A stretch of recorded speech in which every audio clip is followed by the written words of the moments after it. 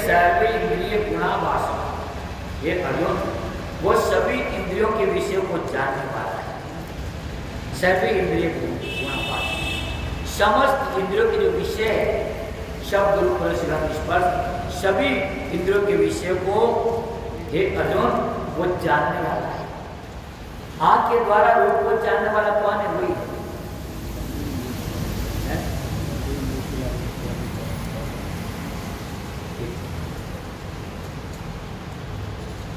ज्ञान एक दो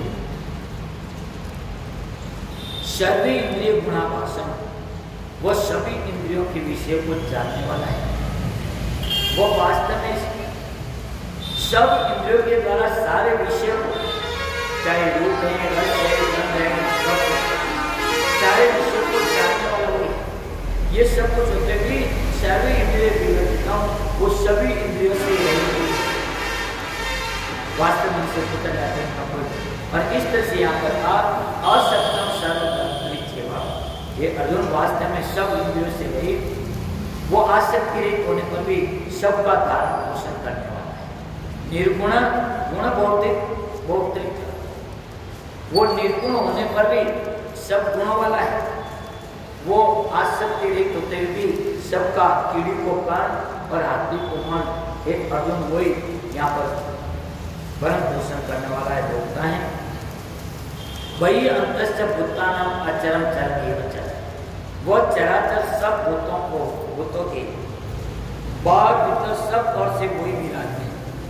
जड़ चेतन भी वही है। चरम एवं अचर, अचर माने जड़ और चर माने चेतन। जड़ और चेतन वही है। सूक्ष्मत्वात् तत् अविज्ञेयम्, वो अति सूक्ष्म होने के कारण बड़ी कठिनता से जानने में आता है, बड़ी मुश्किल से अविज्ञेय, इसलिए उसको अविज्ञेय लिखा।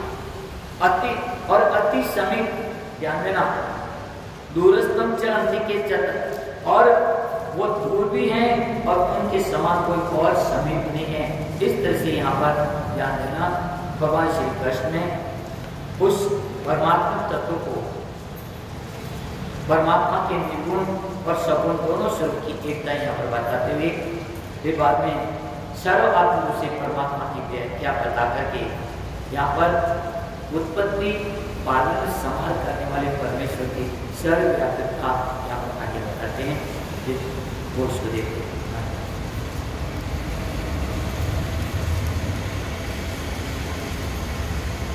श्री राम जय राम, जय जय राम, श्री राम जय राम, जय जय राम, श्री राम जय राम, जय जय राम, श्री राम जय राम, जय जय।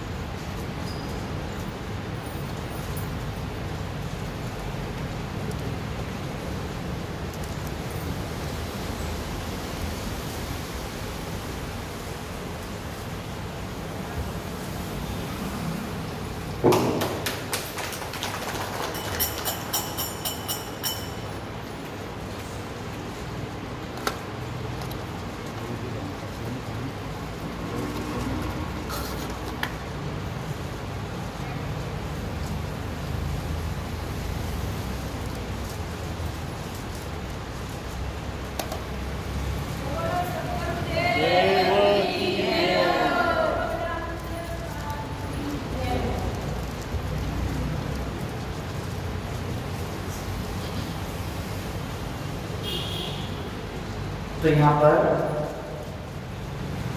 श्रीमद् भगवद गीता के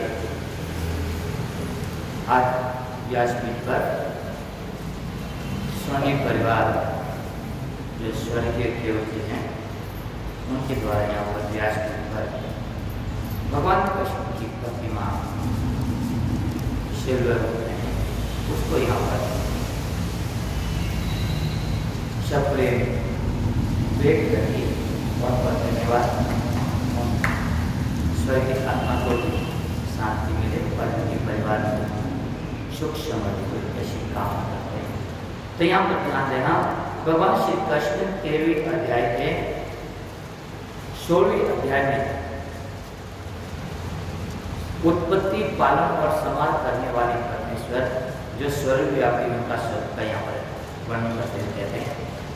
अविभक्तं च भूतेषु विभक्तं इव च स्थितं भूतभर्तृ च तद्येयं वैष्णु प्रविष्णु च ज्योतिषाम् अपि तज्ज्योति तमसः परम् उच्यते ज्ञानं ज्ञेयं ज्ञानगम्यं यदि सर्वस्य दृष्टितम्। वो परम पिता परमेश्वर जो जानने योग्य है, वो ज्ञेय प्रत्येक शरीर में आकाश के समान अविभक्त एक ही अविभक्तम च भूतेषु विभक्तम इव च स्थितम्। जितने भी जो प्राणियों का जो शरीर है, शरीर सभी का अलग अलग है, पशु का, पक्षी का, देव का, दान का, परंतु इन सभी प्राणियों की शरीर अलग अलग होते हुए उस सभी के अंदर वो परमात्मा अविभक्त रूप से वो सब में एक ही विराजमान है, वहां पर अनेक नहीं है। शरीर की पद्धति अलग अलग है, परंतु सभी शरीरों के अंदर वो एक साथ स्थित समस्त प्राणी के अंदर, इसलिए यहाँ पर कहा अविभक्तम च भूतेषु विभक्तम इव च स्थितम्। मानो अलग अलग विभाग हुआ लगता है, परंतु वो है नहीं, अविभक्त रूप से सभी। इसलिए वह भूत भर्तृ च तद्येयं वैष्णु प्रविष्णु। यहाँ पर वो परमात्मा प्रकृति और वो परमात्मा विभाग रहित एक रूप से आकाश में, आकाश के समान सभी को परिपूर्ण होने पर भी वो चराचर सभी भूतों में मन अलग अलग हो ऐसा दिखता है। वो जानने योग्य परमात्मा विष्णु रूप में भूतों को धारण पोषण करने वाला, इंद्र रूप में, इंद्र रूप से सभी का, रुद्र रूप में सबका संहार करने वाला, और ब्रह्मा रूप में सबको उत्पन्न करने वाला। वही यहाँ पर विष्णु रूप से प्रभु विष्णु मन विष्णु रूप में वहां पर वो भरण पोषण करने वाला, वैष्णु यहाँ पर वही संहार करने वाला, वही यहाँ पर जगत की उत्पत्ति करने वाला, ब्रह्मा रूप में उत्पत्ति करने वाला है, वही विष्णु के रूप में सभी भूतों को धारण पोषण करने वाला, और रुद्र रूप से वो सबका संहार करने वाला। उस मानो लगता है कि वो अविभक्त होते हुए सभी प्राणियों के अंदर विभक्त साथ लगता है, इस तरह से यहाँ पर बताया। वो ज्योति साम अवितत ज्योति, वो सर्वत्र विद्यमान होते हुए भी वो ज्ञेय ज्ञान योग्य जो तत्व है वो प्रत्यक्ष नहीं होता। तो क्या ये अंधकार है? कहते हैं ज्ञान बिना वो परम पिता परमेश्वर चेतन तत्व सभी के अंदर वो प्रकट नहीं होता। इनका मतलब क्या अंधकार है, तो उसको यहाँ पर खंडन करते हुए कहते हैं कि नहीं, ज्योति साम अपितत ज्योति, वो तो ज्योतियों का भी ज्योति है, वो ज्योतियों का भी ज्योति है, और तमः परम ज्योति, वो तो ज्ञान है ना, उस माया से अत्यंत परे है, अज्ञान से बहुत ही परे है।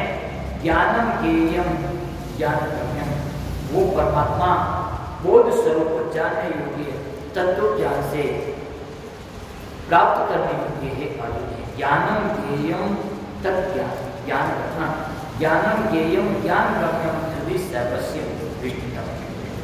वो बोध स्वरूप है परमात्मा, वो जानने योग्य है, ज्ञान स्वरूप है, जानने योग्य है, और वो जो ज्ञान गम्यम, वो तत्व ज्ञान से प्राप्त करने योग्य है।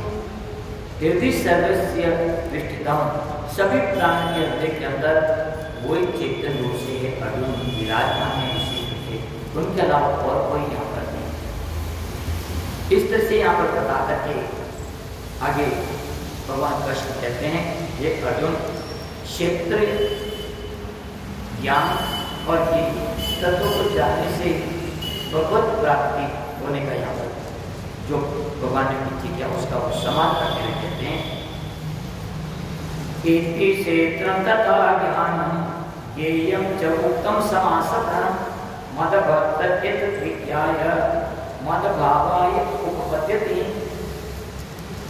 क्षेत्र और ज्ञान जो ये और जानने योग्य परमात्मा का स्वरूप, ये अर्जुन मैंने तेरे को संक्षेप बता दी थी। क्षेत्रम तथा क्षेत्र ज्ञान और जो जानने योग्य है, ये तीनों बिंदु ये अर्जुन जब उत्तम समासतः मैंने तेरे को संक्षेप में यहाँ पर बताया।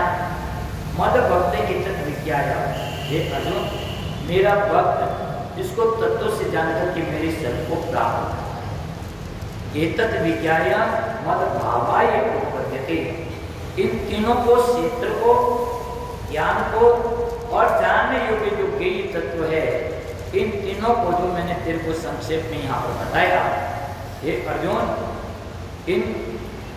इन तीनों को तत्व से जान करके हे अर्जुन वो मेरे मद भावाय उपपद्यते, वो मेरे भाव को हे अर्जुन प्राप्त हो जाते हैं।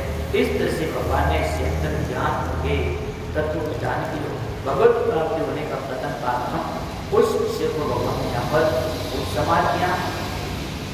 अब यहाँ पर भगवान ने 7वें अध्याय में ईश्वर की क्षेत्र और क्षेत्र के रूप परा और अपरा जड़ चेतन दो प्रकार की प्रकृति बताई और यह भी कहा कि ये दोनों प्रकृति समस्त प्राणियों की उत्पत्ति स्थल है, कारण है, योनि है। ये बात जो कही वे क्षेत्र और क्षेत्र की रूप दोनों प्रकृतियां भूतों की उत्पत्ति किस प्रकार है, तो उसको भगवान आगे बताते हैं।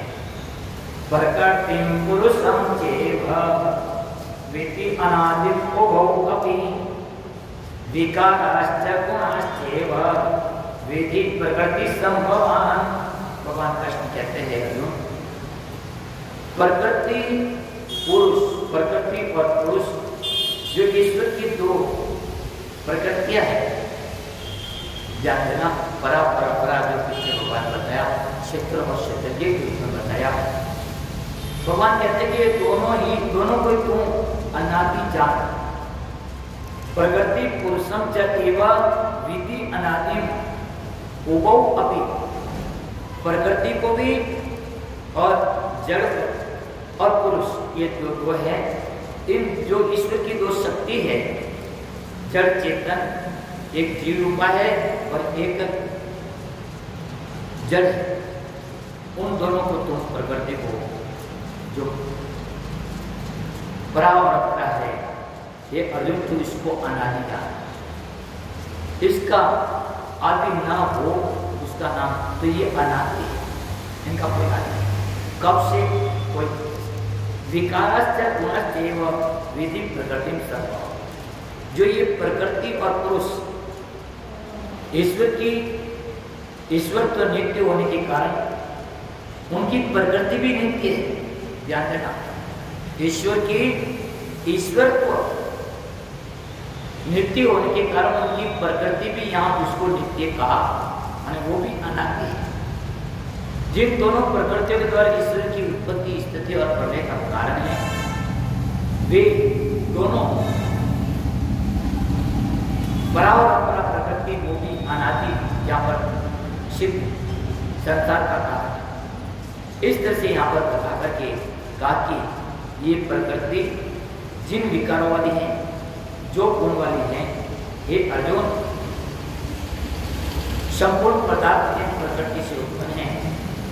जो राग द्वेष आदि विकार और सत्व रजत तमः ये गुणात्मक सभी पदार्थों की प्रकृति से उत्पन्न है। ये अर्जुन मैं तेरे को बता रहा हूँ, इसको तुम सुन।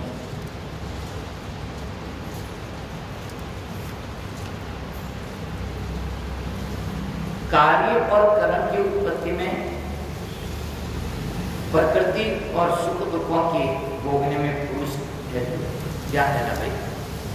जो कार्य है, कार्य और कर्म की उत्पत्ति में तो प्रकृति उसमें है, और सुख दुख का जो भोगने में के अंदर पुरुष इसमें है। तो जो विचेत प्रकृति और पुरुष का चर्चा किया, उसी को भगवान यहाँ पर कह रहे हैं। कार्य कारण हेतु प्रकृति उच्यते, पुरुष सुख दुखानां भोक्तृत्व हेतु उच्यते। पुरुष प्रकृतिस्थ ही भोक्ति प्रकृतिजानुगुणं कारणं गुणसंगोष्य सत असत योनि जन्मसु उपदृष्टानुमन्ता च भर्ता भोक्ता महेश्वरं परमात्मेति चाप्युक्तो देहेस्मिन् पुरुषः परं यः एवं वेत्ति पुरुषं प्रकृतिं च गुणैश्च सर्वथा वर्तमानोऽपि न स भूयोऽपि जायते। भगवान कृष्ण कहते हैं, ये अर्जुन, कार्य और कर्म को उत्पन्न करने में जो हेतु प्रकृति के कार्य और कर्म, यहाँ पर कार्य ध्यान देना, कार्य क्या है, यहाँ पर कार्य शरीर को कहते हैं, उसमें स्थित जो मन बुद्धि अहंकार और दस इंद्रियां, ये जो तेरे हैं, इनको ये तेरे कारण हैं, और इनके कर्तापन में हेतु जो है वो प्रकृति है। ध्यान देना, कार्य और कर्म, शरीर कार्य है और शरीर में स्थित मन बुद्धि अहंकार और दस इंद्रियां, ये तेरे, ये कारण है, और इसमें जो कर्तापन है, उस कर्तापन में हेतु जो है वो प्रकृति। शरीर को उत्पन्न करने वाले 5 भूत, आकाश वायु भूमि जल पृथ्वी, और 5 विषय, ये जो पहले कह देते हैं, ये प्रकृति के 10 विकार हैं। यहाँ पर ये कार्य की ग्रहण किए जाते हैं कार्य में, तो सुख और दुख मोह आदि हैं, ये प्रकृति जन्य, ये समस्त गुण बुद्धि आदि कारणों के आश्रित रहने के कारण यहाँ पर कारणों के ग्रहण से इसको भी कारणों से ग्रहण किया जाता है। इसलिए यहाँ पर बताया कि कार्य यहाँ पर है 5 ज्ञानेंद्रिय, 5 कर्मेंद्रिय, मन बुद्धि अहंकार तेरे, और करण आगे 5 भूत और 5 विषय, ये 10 ये मूल प्रकृति के विकार है।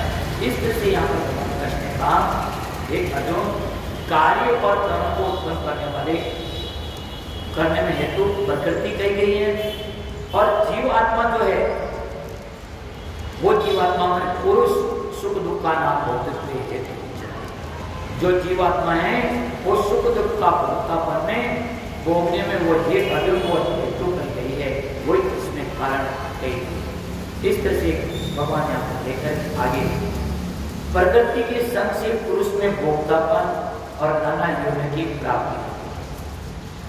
यहाँ पर ध्यान देना, प्रकृति का संग करने से, प्रकृति के संग से पुरुष जीवात्मा, वो प्रकृति के संग से पुरुष को भोग और नाना प्रकार की योनि की प्राप्ति। यहाँ पर भगवान कहते हैं, पुरुष प्रकृतिस्थो ही भोक्ति प्रकृति जानुगुणं कारणं गुण संघस्य सत असत योनि जन्मसु। यहाँ पर बहुत सीधी बात है कि जो प्रकृति में स्थित जो जीव आत्मा है, पुरुष है, वही यहाँ पर प्रकृति से उत्पन्न जो गुण है, उन सभी गुणों का वो भोगता है। भोक्ति प्रकृति जानुगुणं, जो प्रकृति से उत्पन्न जो गुण है एक अर्जुन, वो उसका भोगता है। पुरुष प्रकृति का जो जीवात्मा, पुरुष माने जीवात्मा, जो जीवात्मा इन प्राकृतिक जो त्रिगुणात्मक जो प्रकृति है, इन प्रकृति के अंदर स्थित है, वही यहाँ पर प्रकृति के गुणों को भोगता है अर्जुन। कारण गुण समोष्य, यहाँ पर कहते हैं कि इन गुणों का संग ही जीव आत्मा को ऊंच नीच योनि के अंदर जन्म का कारण है। कारण संग गुण संग सत असत योनि, जो ऊंच नीच योनियों के अंदर जो गति है, उसके अंदर ये प्रकृति का साथ में जो संग है, वही यहाँ पर है। इसके अलावा और आगे भगवान श्री कृष्ण कहते हैं, ध्यान देना, जीवात्मा वैसे नित्य शुद्ध मुक्त स्वभाव है, परंतु ये जब प्रकृति का संग कर लेते हैं, प्रकृति स्थित होते हैं, तो वहां प्रकृति से उत्पन्न जो गुण है उन गुणों का वो भोक्ता होता है। जैसे एक राजा का बच्चा है और वो राजा का बच्चा अपने पिता के साथ में, राजा के साथ में कहीं घूमने जाता है, भ्रमण करने के लिए मेले आदि में जाता है, और वहां मेले में भीड़ रहने के कारण वो उनका हाथ छटक जाता है, वो मेले में गुम हो जाता है और वापस उनको अपने राजा है, पिता है, मिलता नहीं है, तो राजा का बेटा, परंतु वहां पर गलियों के अंदर वो भीख मांग रहा है, मांग करके खा रहा है। क्यों? कि वो उसने अपने स्वरूप को भूल गया, अपनी वास्तविकता को भूल गया। इस कारण यहाँ पर जो पुरुष मन जीव आत्मा प्रकृति के अंदर स्थित है, उनको प्रकृति के गुणों का भोगते हुए प्रकृति के गुणों को भोगता है, और इस कारण गुण संघर्ष, गुणों के संग के कारण ये जीव सत असत योनि जन्मसु, अच्छी और बुरी योनि के अंदर ये अर्जुन उनकी गति होती है, सत असत योनि। इस तरह से बता करके तो उसका फिर साक्षात निर्देश भगवान और यहाँ कहते हैं, उपद्रष्टम मंता च वर्ता भोक्ता महेश्वर परमात्मा इति चापितो देश में पुरुष परम यह एवं वेति पुरुषम प्रकृतिं च गुणैः सर्वथा वर्तमान होति न स भूयो विजायते। ध्यान देना, उपद्रष्टा मनता च, इस देह में स्थिर या आत्मा वास्तव में परमात्मा है, उपद्रष्टा मनता च। ध्यान देना भाई,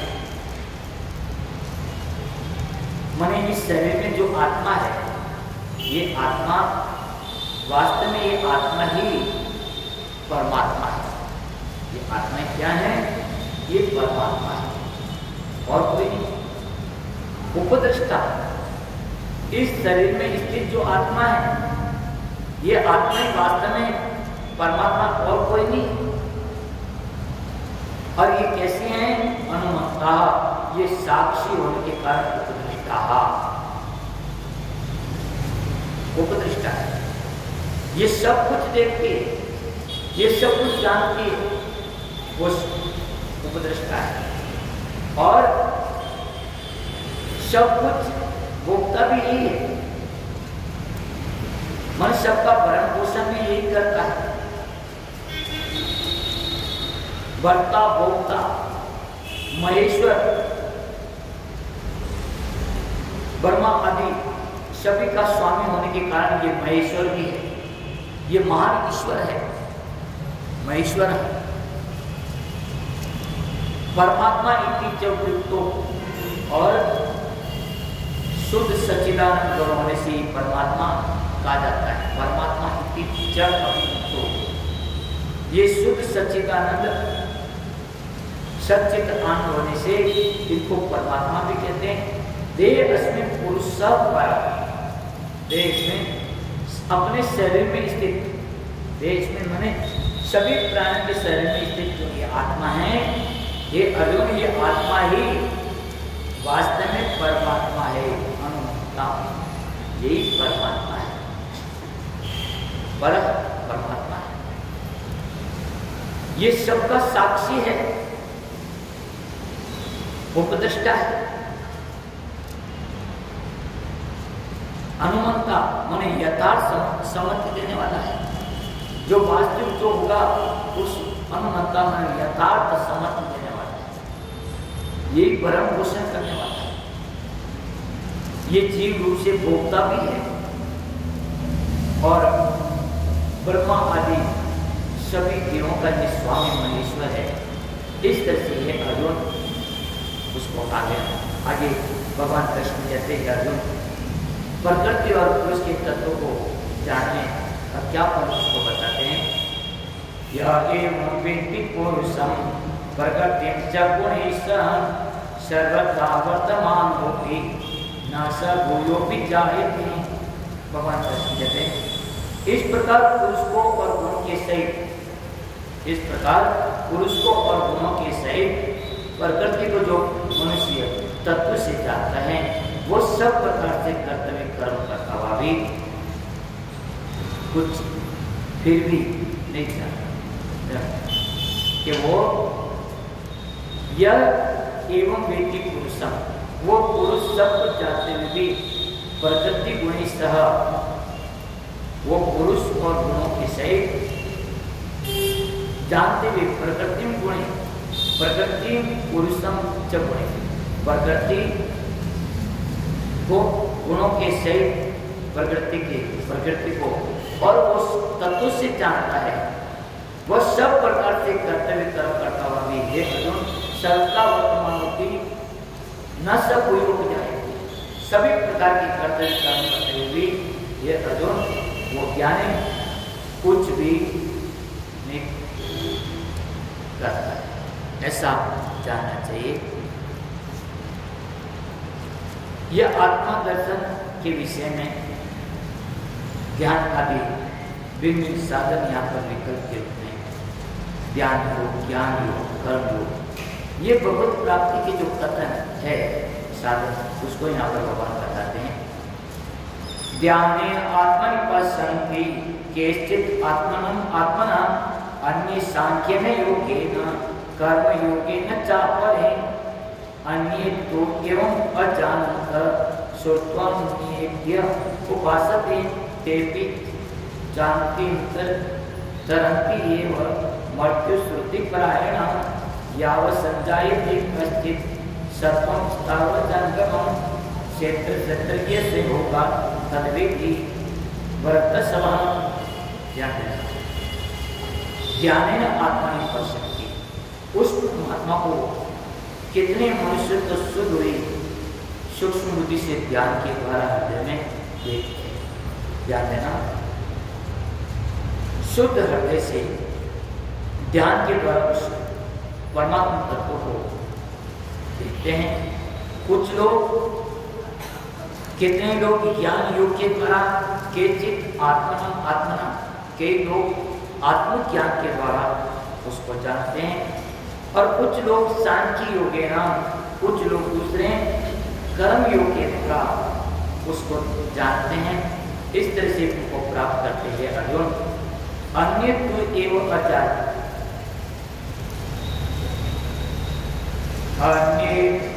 अन्ये द्वेवं अजानत श्रुत्वान्येभ्य उपासते तेपि चाति तरन्ति एव मृत्युं श्रुतिप्रायणा यावत् संजायते कश्चित् सत्वं स्थावरजंगमं क्षेत्र से होगा तद्विधि वर्तसवः।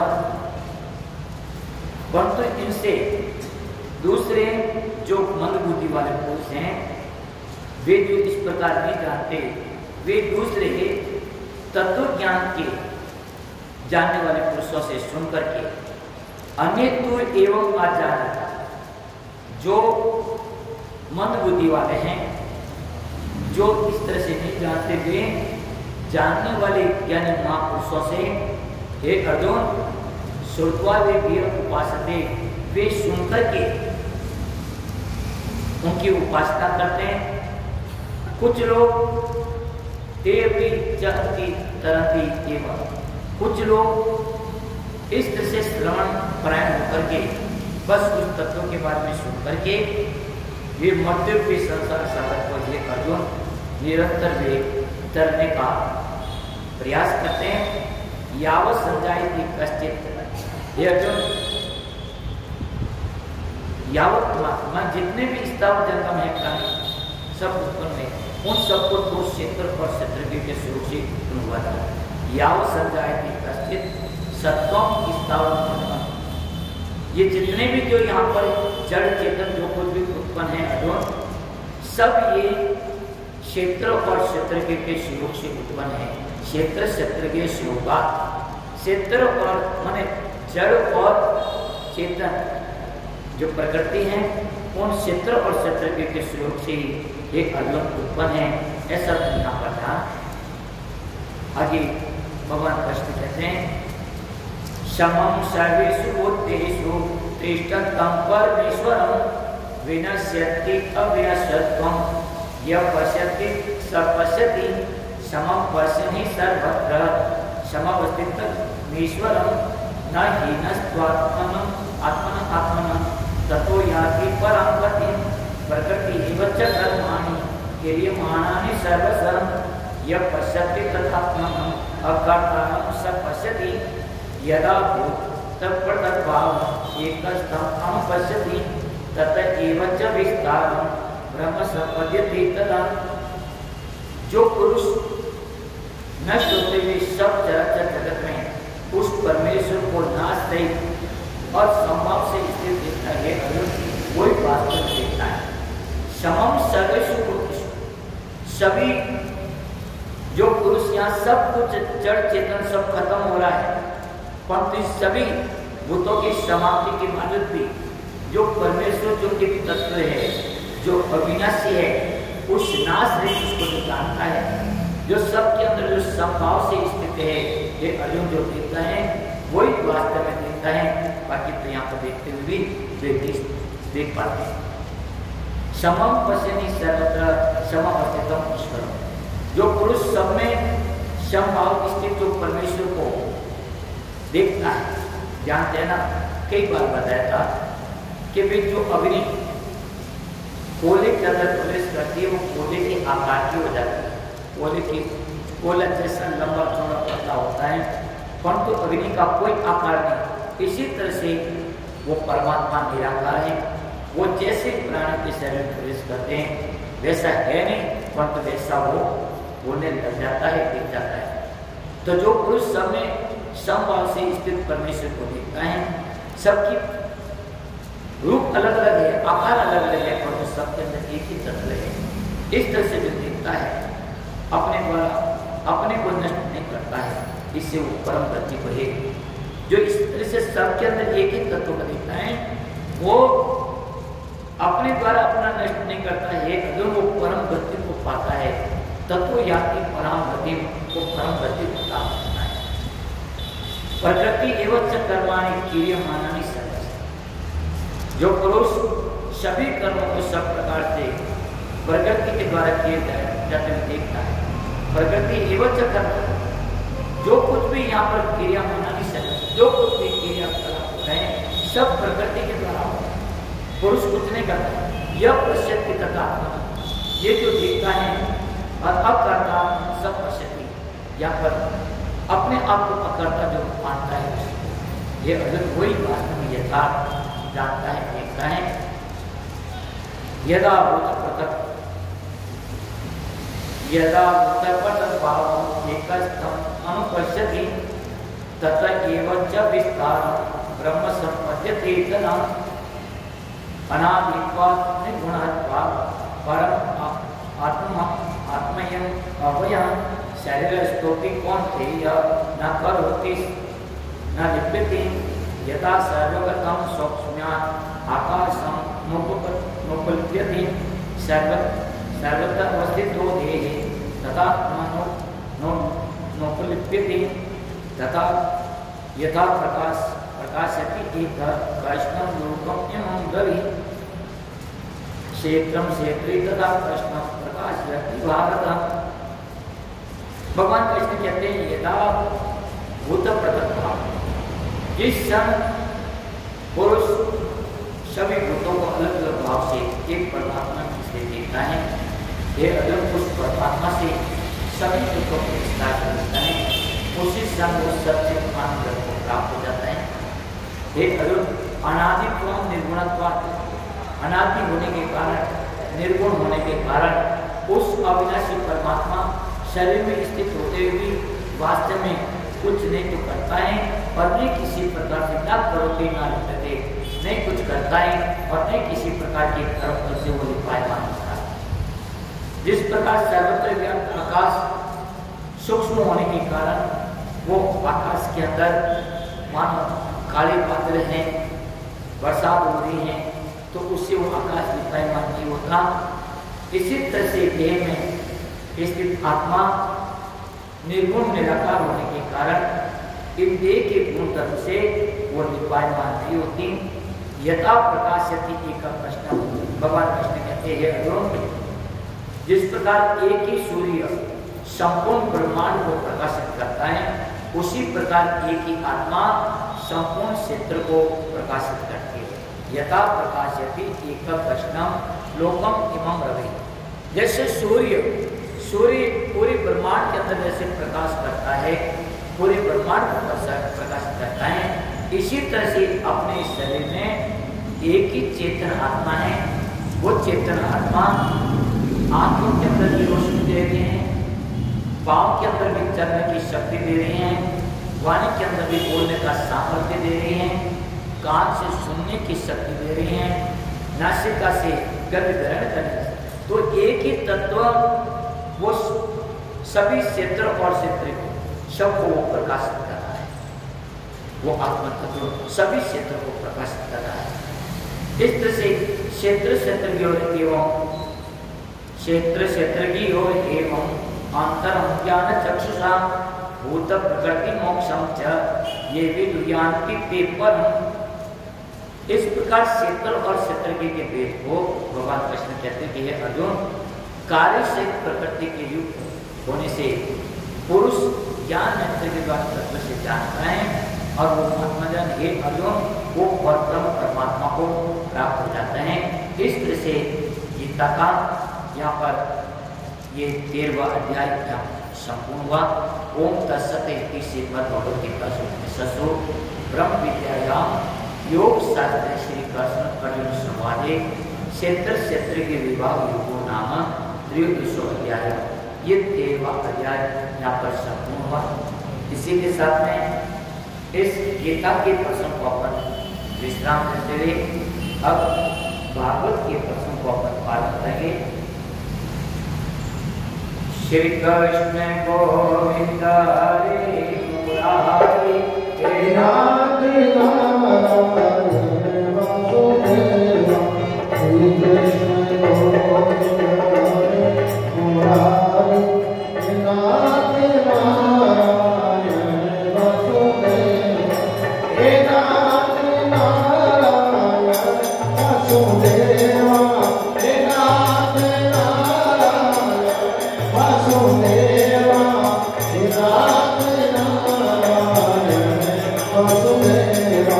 Krishna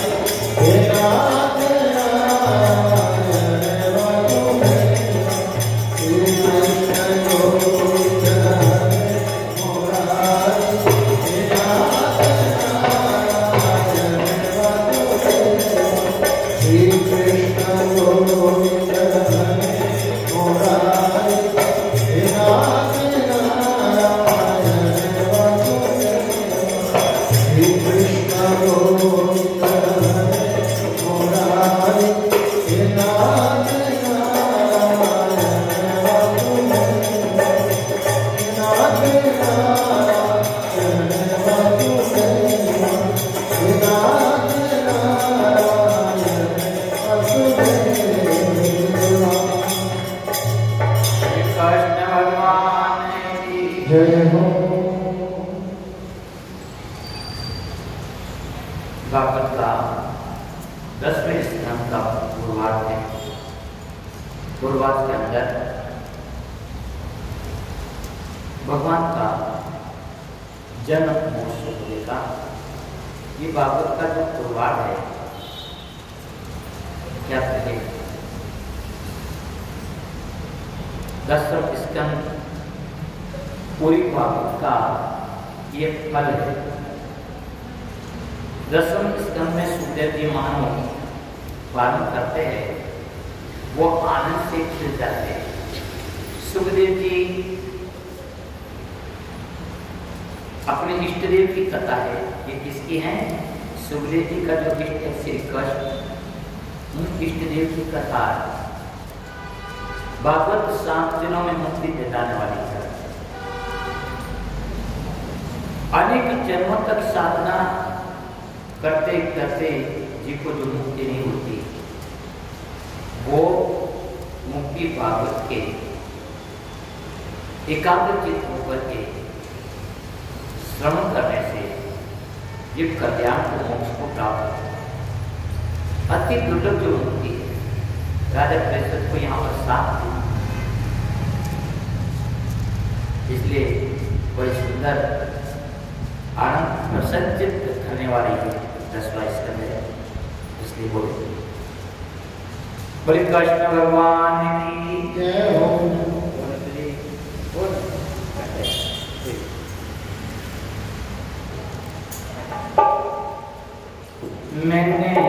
मैं तीर रचाई कृष्ण नाम की, मैंने विधिया सचाई कृष्ण नाम की, मैंने तीर रचाई कृष्ण नाम की, मैंने विधिया सचाई कृष्ण नाम की, मैंने तीर रचाई कृष्ण नाम की, मैंने विधिया सचाई कृष्ण नाम की।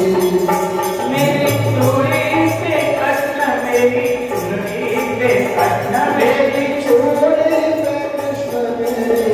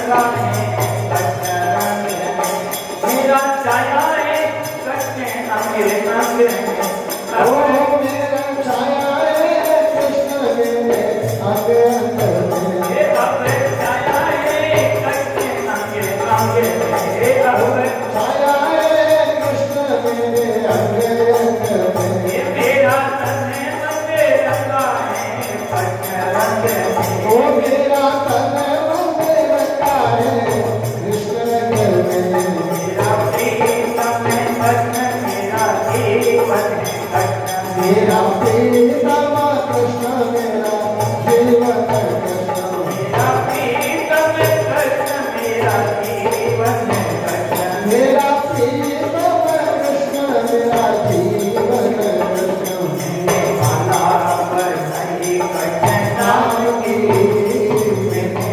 मैंने लगाई कृष्ण नाम की माला पर नहीं कृष्ण नाम की मैंने लगाई कृष्ण नाम की कृष्ण नाम की मेरा सजाई कृष्ण नाम की कृष्ण नाम की मेरा सजाई कृष्ण नाम की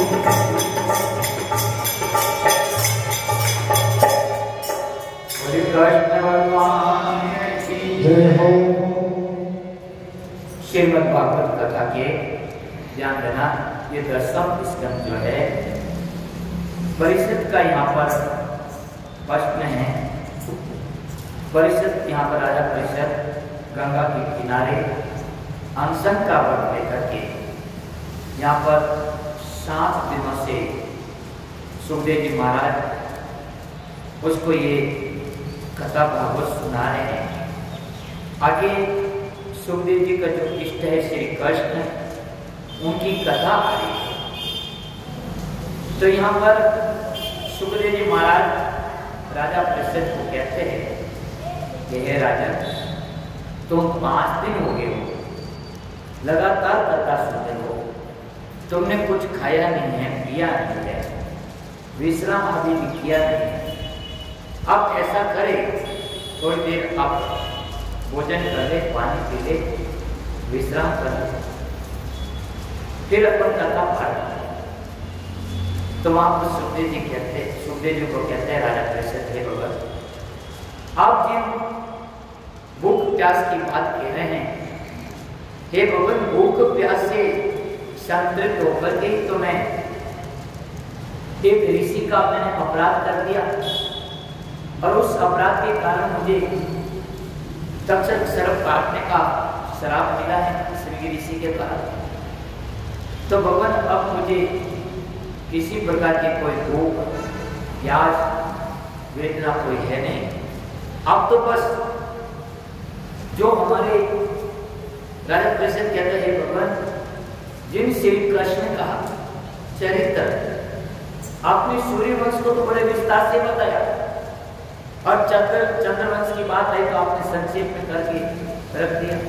हे भगवान जिन चंद्रवंश में हमारे कृष्ण भगवान जो हमारे पूर्वजों के जो अर्थ में साथ रहे भगवान मुझे उनका चरित्र आप कृष्ण की जो कथा है ध्यान देना बहने ये कृष्ण सब प्रकार सबको ये कृष्ण की जो कथा है सबको आनंद देती है सबको ये प्रसन्न आती है। कृष्ण की कथा एक ऐसी कथा है बहने यहाँ पर सब प्रकार का आनंद रस। भगवान कृष्ण यहाँ पर धरती पर कितने साल रहे 125 वर्ष 125 वर्ष तक कृष्ण भगवान ने रह करके जो लीला की। इन कृष्ण के चरित्र के अंदर सब प्रकार का रस यहाँ पर है। हास्य रस कहो श्रृंगार रस कहो करुणा रस कहो भयानक आदि सभी प्रकार का रस यहाँ पर कृष्ण के चरित्र के अंदर। कृष्ण का पूरा त्रिवी रसो वही सह अरे वो रस रूपी है आनंद रूपी है। ध्यान देना बाल लीला बालकों को आनंद देती है चाहे जवान है बूढ़ा है बालक है सबको इस कथा के अंदर कृष्ण की कथा के अंदर सबको आनंद मिलता है। बाल लीला है बालकों को भी खूब इसमें आनंद आता है। हास्य रस है बाल लीला का अर्थ क्या है? हास्य रस। भगवान अपने सबों के साथ में खूब लीला करते हैं, हास्य रस। रास लीला श्रृंगार रस है। भगवान अपने प्रिय गोपियों के साथ में रास करते हैं, ये श्रृंगार रस है। भगवान कृष्ण नृत्य को मारते हैं, राक्षसों को मारते हैं, चाणों मूर्ति कंस आदि का। तो वहां पर वीर रस भगवान कृष्ण के चरित्र है। चाहे जिस रस में रुचि हो कृष्ण की कथा, सबको ये आनंद प्रसन्न आती है। दूसरी ध्यान देना चाहिए, जो 9 यहाँ पर रस बताए, परंतु कृष्ण के इस चरित्र में 10वां रस और है, वो है प्रेम रस। क्या है वो? प्रेम रस। ये कृष्ण की कथा पूरी प्रेम से ओतप्रोत की कथा है। ध्यान देना, इस कृष्ण की राधा कृष्ण की कथा के अंदर इन रस का स्वाद, यहाँ पर कहते हैं नरसिंह मेहता, एक रसनो स्वाद शंकर जाने के जाने शुक्र जोगी। इन कृष्ण की कथा का रस का स्वाद या तो एक शंकर भगवान जानते हैं। कौन? शंकर भगवान, जो निरंतर अपने समाधित होकर के कृष्ण की कथा का विचिंतन करते हैं। इसलिए यहाँ पर नरसिंह मेहता कहते हैं कि इस कृष्ण की कथा का जो रस है, आनंद है, ये रसनो स्वाद शंकर जाने। इन शिव की कथा के रस का स्वाद क्या तो शंकर भगवान जानते हैं, ने क्या जाने शुक्र जोगी, क्या जाने उठे सुखदेव। ध्यान देना, इस भगवान कृष्ण की कथा का रस का स्वाद क्या तो जाने शंकर भगवान, जो शंकर भगवान जानते हैं, वो जानते ने क्या जाने सुखदेव मुनि, ने क्या ये जाने वृद्धि गोपी। और तीसरा बन जाता है वृद्धि गोपी। वृद्धि गोपियां जो भगवान कृष्ण के बने नरसिंह गोपी। अगर नरसिंह मेहता कहते, आप नरसिंह जी ने कहा कि भगवान कृष्ण की कथा का जो आनंद है, यहाँ किन लोग जाते हैं? क्या तो शंकर भगवान, क्या सुखदेव मुनि, ने क्या वृद्धि गोपियां। कृष्ण की कथा का रस आनंद। हर जगत के सभी रस कटुता से, परंतु श्रृंगार रस भी को ध्यान देना, जगत के सारे रस कटुता से। श्रृंगार रस पार में तो बड़ा मीठा लगता है, परंतु अंत में माफ कर लगता है। अनेक किसी भी रस में विकास नहीं, मात्र प्रेम रस ही मधुर है। प्रेम रस क्या है? मधुर है। इसलिए प्रेम रस में ना तो कोई वासना है, नहीं किसी प्रकार की विषमता है, नहीं कोई स्वार्थ है, और ना मैं और तू। ध्यान देना,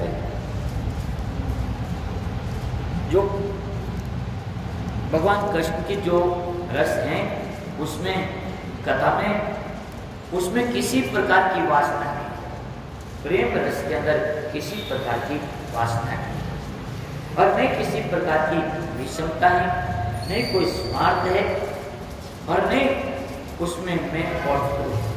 वो बस इसलिए कृष्ण का एक है अदरम मधुरम वदनम।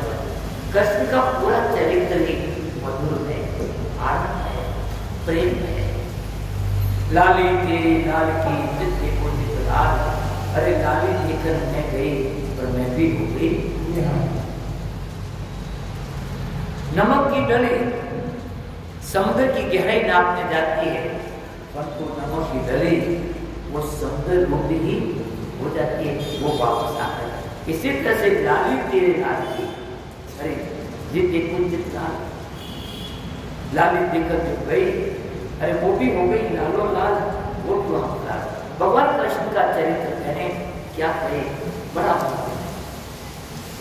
देखिए कृष्ण का मधुराष्टकम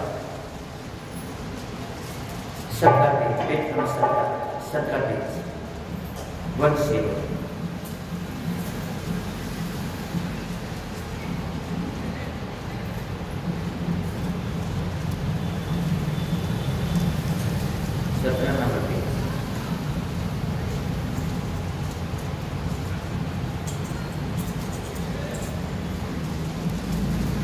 मधुर अतरम मधुरम वदनम मधुरम नयनम मधुरम वसितम हृदयम मधुरम कमलम मधुरम मधुराधिपतिरखिलं मधुरम मधुराधिपतिरखिलं वचनं मधुरं चरितं मधुरं वचनं मधुरं वलितं वचनं मधुरं चरितं मधुरं वचनं मधुरं वलितं चरितं मधुरं रमितं मधुरं मधुराधिपतिरखिलं मधुरं मधुराधिपतिरखिलं मधुरं रेणु मधुरो रेणु मधुरो पाहि मधुरं पादो मधुरो रेणु मधुरो रेणु मधुरो पाहि मधुरं पादो मधुरं मधुरं चरितं मधुरं मधुराधिपतिरखिलं मधुराधिपतिरखिलं गीतं मधुरं गीतं मधुरं भोक्तं मधुरं शोभनं गीतं मधुरं गीतं मधुरं भोक्तं मधुरं शोभनं रूपं मधुरं किलतं मधुरं मधुराधिपतिरखिलं मधुराधिपतिरखिलं करणं मधुरं करणं मधुरं करणं मधुरं कृष्णं मधुरं करणं मधुरं करणं मधुरं हरणं मधुरं स्मरणं मधुरं शमितं मधुरं शमितं मधुरं मधुराधिपतिरखिलं मधुरं मधुराधिपतिरखिलं मधुरं कुञ्जा मधुरा बाला मधुरा यमुना मधुरा देवी मधुरं कुञ्जा मधुरा बाला मधुरा यमुना मधुरा देवी मधुरं हस्तकेलं मधुरं कमलं मधुरं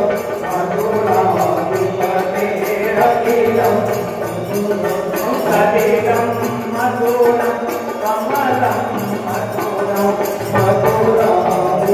मधुराधिपतिरखिलं मधुरं मधुराधिपतिरखिलं गोपी मधुरा लीला मधुरा योगं मधुरं भोगं मधुरं गोपी मधुरा लीला मधुरा योगं मधुरं भोगं मधुरं दर्शनं मधुरं शेषं मधुरं मधुराधिपतिरखिलं दर्शनं मधुरं शेषं मधुरं मधुराधिपतिरखिलं गोपा मधुरा गावो मधुरा यज्ञ मधुरा सैति मधुरा गोपा मधुरा गावो मधुरा यज्ञ मधुरा सैति मधुरा अतलितं मधुरं हरितं मधुरं मधुराधिपतिरखिलं मधुरं चलितं मधुरं हरितं मधुरं मधुराधिपतिरखिलं अजरं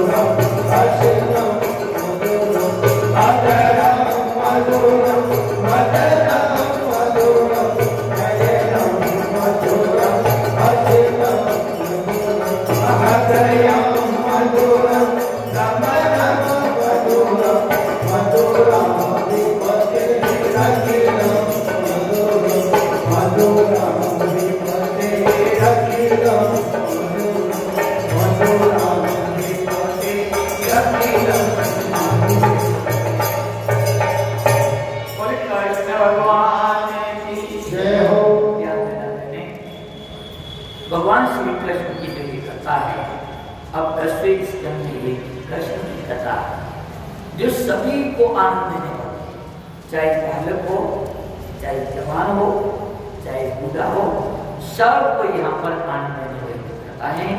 और ये ध्यान दे, ये जो कथा है ध्यान देना चाहिए, प्रेम और विवेक दोनों में हृदय आनंद में बढ़ता है। कृष्ण के अंदर जो धीरे है, उनके हृदय के अंदर जो भी या प्रेम है, दोनों स्थिति के अंदर हृदय को आदर, वहां पर रस की अनुभूति कराती है। कृष्ण की कथा सब प्रकार के जीव को आकर्षित करती है। सब यहाँ पर ध्यान देना, प्राणी कितने प्रकार के, 4 तरह के, पामर, विषय, मुमुक्षु और 4 प्रकार के, सबको ये यहाँ पर आकर्षित है। ये कृष्ण कथा ध्यान देना, सुखदेव जी जैसे योगी को भी ये आनंद लाभ हो। सुखदेव कैसे बड़ी योगी, जन्म लेते पहली बात तो 12 महीने तक अपने माँ के घर से बाहर नहीं आए। क्या हुआ, उनके बंद क्यों है? अरे पंखा बंद क्यों है? नंदी अकेले को बहन बहना बैठी पंखा न बजे उनके वो नंदी पंखा बंद है नहीं है, हिला गया मैंने तो तपे तपे हिला गया, मैंने एक नहीं हिला गया तो एक तरफ कर, दूसरा तो है बजा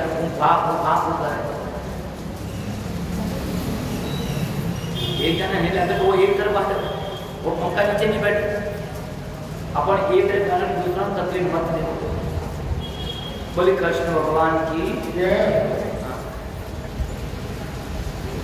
जिनको सर्दी लगती वो एक तरफ, दूसरों को तो परेशानी हो।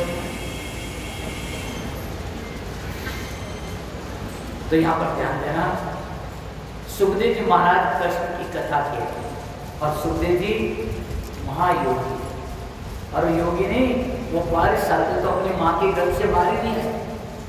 और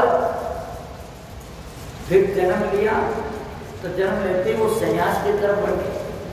वो सुखदेव जी ऐसे योगी को भी जिन श्री कृष्ण की कथा आनंद का लाभ होता है। तो ये तो चाहे गृहस्थ आश्रम में है, चाहे संन्यास आश्रम में है, यहाँ कृष्ण की कथा गृहस्थ आश्रम और संन्यास आश्रम दोनों का समन्वय करके ये चलने वाली कथा है। दोनों का समन्वय आपको सिखाती है। कृष्ण भगवान के जीवन देखिए आप, 16,000 आने थे, 16,000 आने के कृष्ण, और सन्यासी व्यास पूजा में अगर जहाँ पूजा होती है तो अग्रजर पूजा, सन्यासी के अंदर महात्मा के अंदर विश्व के अंदर अग्रजर पूजा का। तो कहने का मतलब कृष्ण की कथा आप प्रेम से बोल करना है। यहाँ पर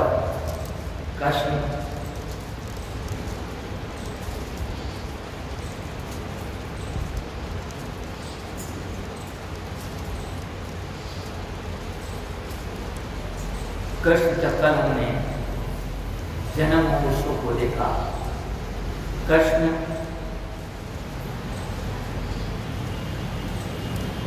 भाद्र मास कृष्ण पक्ष की अष्टमी रोहिणी नक्षत्र में भगवान का प्राकट है। परंतु ध्यान देना, इनसे पहले भगवान के अंश अवतार शेष भगवान दाऊद जी महाराज देवकी का सातवां गर्भ योग माया ने रोहिणी के अंदर जो वसुदेव जी की पत्नी थी उनके अंदर हस्तांतरित किया। तो वे दाऊजी महाराज भाद्र मास के शुक्ल पक्ष की एकादशी को इनका जन्म कब हुआ? भाद्र मास शुक्ल पक्ष की एकादशी। तो यहाँ पर दाऊजी महाराज का जन्म हुआ। तो जन्म लिया सो लिया, परंतु आंख इसने खोली नहीं। इधर ध्यान देना मैंने, यशोदा के और नंद बाबा के कोई संतान नहीं थी। इनकी उम्र बढ़ रही थी, उम्र होती जा रही थी, कोई संतान नहीं थी। तो वहां गोकुल के सभी लोगों को बड़ी चिंता हुई कि हमारे राजा हैं नंद बाबा, नंद रानी, यशोदा रानी है यहाँ की, इनके कोई संतान नहीं है।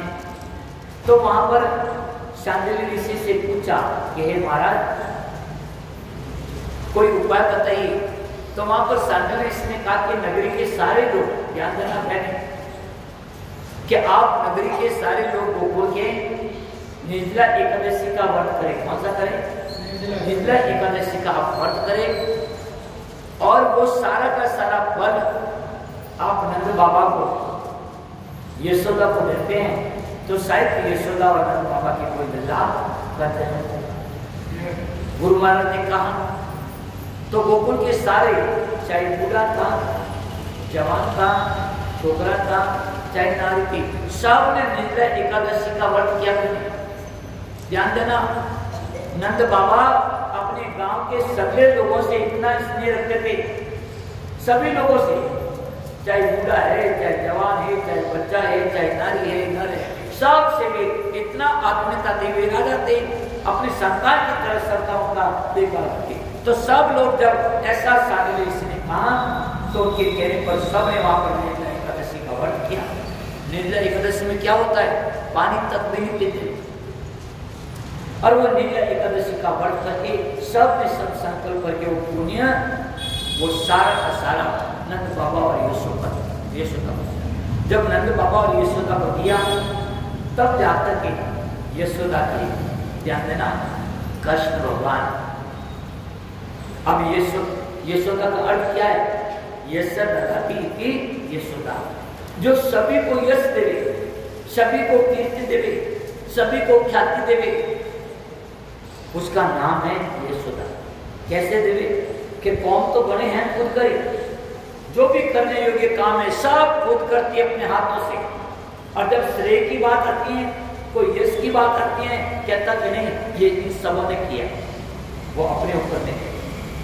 जो दूसरे को यश देवे, दूसरों को कीर्ति देवे, दूसरों को ख्याति देवे, उसका नाम है यशोदा। ध्यान देना बहने भाइयों, इस बात को विशेष करके समझना। भगवान वहीं पर आते हैं जहां जो लोग अपने यश, प्रतिष्ठा, ख्याति का भूखे नहीं होते। हम एक मनुष्य है, सामाजिक प्राणी है, समाज में रहते हैं, अपने परिवार में रहते हैं, कुटुंब में रहते हैं, सब मिलकर के रहते हैं। और जब सब मनुष्य एक सामाजिक प्राणी है, समाज में मिलकर के रहता है, तो जब कोई काम होता है तो हम सब मिलकर के करते हैं। कभी अकेला चना घड़े को नहीं फोड़ सकता है, घड़ा हाथों आटे ताली बाजे, यूज को नहीं बाजे। और जब सभी लोग मिलकर के करते हैं तो वहां पर कोई व्यक्ति एकला अपने ऊपर नहीं कहता कि मैंने किया। और जो व्यक्ति इस तरह के जिनके अंदर भूख होती है, वहां पर भगवान में शांति वहां कभी नहीं मिलती। शांति पर, अरे शांति को प्राप्त करना ये तो भगवान है। भगवान का मतलब ये कोई कड़ी के द्वारा सामने आने को नहीं। मन में एक प्रसन्नता, मन में एक आनंद, सब कुछ करके वो सारा श्रेय अरे कौन थे सबर सहयोग सबके प्रयास से। ध्यान देना मैंने, जैसे अभी 5 महीने मई में आश्रम के अंदर बहुत बड़ा संतों का कार्यक्रम, खूब संतों का आगमन हुआ, खूब संतों की सेवा, पटाभिषेक हो। तो वहां पर कोई एक व्यक्ति से नहीं होता, सबने मिलकर। परंतु लोग आकर के महाराज बहुत बड़ी क्या, महाराज कुछ नहीं करने वाले सबके। तो कहने का मतलब वो जो यश है, जो ख्याति है, जो प्रतिष्ठा है, वो सब दूसरों को दे, उनके यहाँ पर भगवान आते हैं। तो ये यशोदा किसको कहते हैं? यशद राती इति यशोदा, जो दूसरे को यश दे, दूसरे को कीर्ति देवे, वो दूसरों को ख्याति दे, दूसरों को मान देवे, उनके यहाँ पर भगवान आते हैं। जहां पर मैं होता है वहां पर तो नाश होता है। तो भगवान, और इधर नंद बाबा, क्या नाम है? नंद बाबा। नंद बाबा जो दूसरों को आनंद दे, दूसरों को ही आनंद दे उसके। तो यहाँ पर ध्यान देना, कृष्ण का इधर दाऊद भैया का रुक्मिणी के गर्भ से जन्म हुआ, तो आके जन्म लिया, सो लिया, आंखें बंद की दौड़ी। जब सभी गांव के लोगों ने निर्जला एकादशी करके दिया बोल, तो यशोदा सगर्भा हुई। तो वहां पर इतने में दाऊद भैया कर आंखें नहीं खुल रही थी, तो यशोदा, क्योंकि हीरोइन उठे यशोदा कर रहती थी, तो यशोदा उठे पूर्णमासी में बुलाई। वहां माने एक डोकरी थी हमनी, उन्होंने नाम तो पूर्णमासी, नाम कहे तो पूर्णमासी, उन्हें बुलाई, क्योंकि वो पूर्णमासी के हाँ देखो मारे रोहिणी जी रे, मारी जीती रे, इन्हें बच्चों रियो, टाबरियो रियो, परंतु जन्मे जो जन्मे आंखें खोले, आंखें अंदर इन देखो कोई तकलीफ है। तो वो पूर्णमासी आई, और पूर्णमासी ध्यान दियो, पूर्णमासी कौन है? इन्हें सब ज्ञान में जो पूर्ण है वह है पूर्णमासी। तो वह जब देख पर क्योंकि हे यशोदा, मन तो मारो अनुभव बतावे कि वो जो रोहिणी रो लग रहा है वो किन्हीं दर्शन रो इंतजार करे, वो तो किन्हीं दर्शन रो इंतजार करे। उन्हें दर्शन बिना वो आके पुलिस को क्यों किना दर्शन करे कि यशोदा होने मत रो, थारे लालो रे, थारे लाला दर्शन करी जड़ी इन्हें आंखें खुली थी। ध्यान देना, दाऊद भैया जन्म तो ले लिया, परंतु उन्होंने आंखें नहीं। अब इधर ध्यान देना मैंने, देखो ये बड़ी सुंदर प्रश्न है। जब वहां पर भगवान का प्रकृति का प्रसंग जब कल देखा था, कंस के यहाँ पर भगवान कारागृह में देवी और वसुदेव के सामने चतुर्भुज रूप में प्रकट गए, और वही चतुर्भुज रूप नवजात शिशु के रूप में परिणत हो गया। तो जब यशोदा के, ध्यान देना, यशोदा के जब बच्चा होना था, उस समय गर्भ ऋषि से, कांडली ऋषि से वहां पर कीर्तन रखा गया। क्या रखा था? कीर्तन। रात को 11 बजे तक कीर्तन करेगा। कितने बजे तक? 11 क्योंकि यशोदा को बालक होना था। तो सब नगरी के लोग इकट्ठे हुए और उस दिन उन्होंने वहां पर कीर्तन किया, श्रवण भजन किया, भगवान की हरदस गाई, भगवान की गुण लीलाओं का, यशों का गान किया।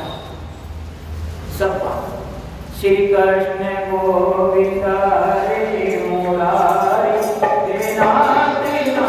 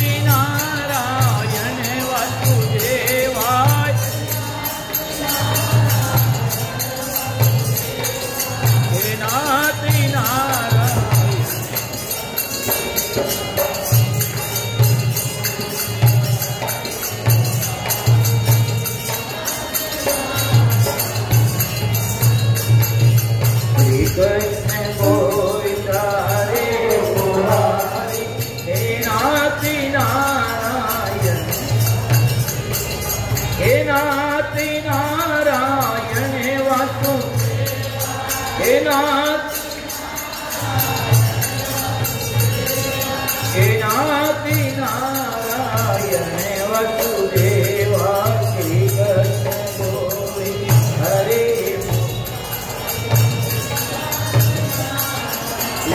वसुदेवा।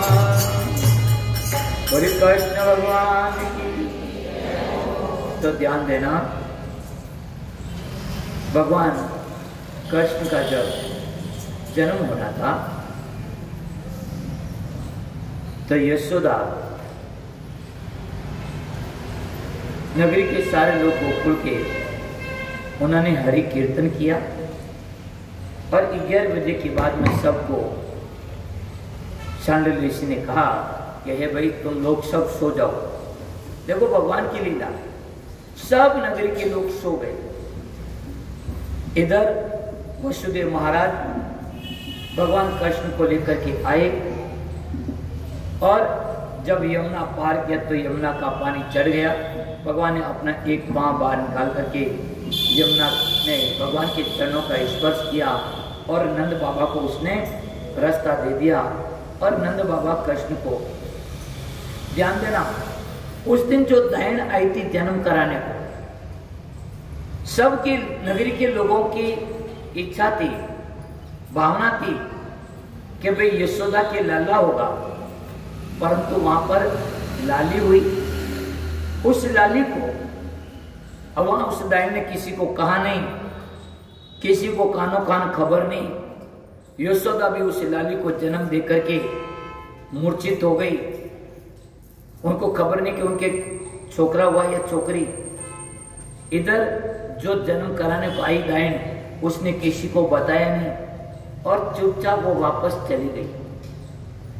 इधर वसुदेव महाराज कृष्ण को लाए और यशोदा के पास में सुला करके, और जो वहां पर योग माया ने लाली के रूप में जन्म लिया था उसको लेकर के नंद बाबा वसुदेव बाबा वापस मथुरा चले जाते हैं।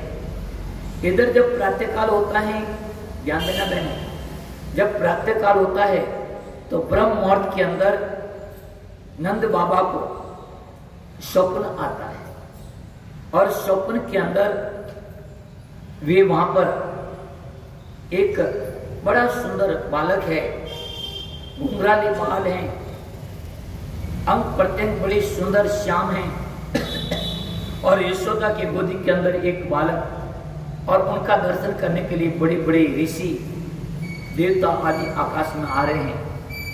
नंद बाबा ने प्रातःकाल ब्रह्म मुहूर्त में ऐसा एक स्वप्न देखा। उस स्वप्न को देख करके नंद बाबा बड़े प्रसन्नचित हुए, आनंदित हुए। ब्रह्म मुहूर्त के अंदर स्वप्न आया है तो कुछ इस समय के अंदर सार्थक भी होता है। नंद बाबा ध्यान देना, ऐसा कोई स्वप्न यदि ब्रह्म मुहूर्त में आए तो उनके बाद में सोना नहीं चाहिए, उठ जाना चाहिए, तो वो स्वप्न अपना यथार्थ फल देता है। नंद बाबा उठ गए, जो स्वप्न देखा, उड़ करके वे सीधे अपने नित्य कर्म से मुक्त होकर के वे गौशाला में गए। कहाँ गए थे? गौशाला में गए तो वहां पर गायों की खुद अपने हाथों से सेवा करते। ध्यान देना, नंद बाबा गोकुल के राजा थे, बहुत सारे सेवक थे, नौकर थे, परंतु अपनी गायों की सेवा वे खुद अपने हाथों से करते थे। नंद बाबा जो ही अपने गौशाला में गायों की सेवा करने गए, उन गायों को देख करके नंद बाबा का हृदय भर आया। भगवान श्री हरि से, परमात्मा से कहा, हे प्रभु, अब अवस्था थक रही है, इन गायों का, चलो हमारे भाग्य का नहीं हो गई, परंतु इस गायों का कोई रखवाला, गायों का कोई रक्षक, गायों का कोई पालक, हे भगवान उस वो लल्ला आप दीजिए। नंद बाबा वहां पर इन गायों को देख करके उनका हृदय पर आया कि हे भगवान आप, चलो हमारे भाग्य का नहीं हो गई, परंतु इन गायों का कोई रखवाला, गायों का कोई रक्षक, गायों का पालन करता, हे भगवान आप उत्तर प्रदान।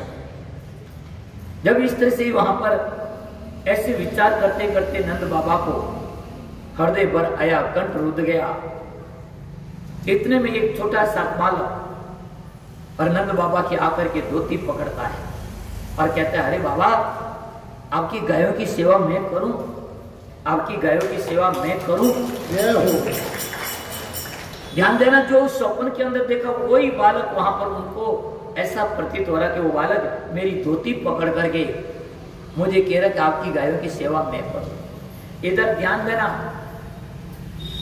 नंद बाबा तो गौशाला में, उनको वहां पर इस तरह प्रतीति हो रही कि कोई लल्ला है मेरी धोती पकड़ करके मुझे कह रहा है। और इधर जब प्रातःकाल हो गई, यशोदा के बालक होना था, तो नंद बाबा की एक बहन थी सुनंदा, क्या नाम था? सुनंदा।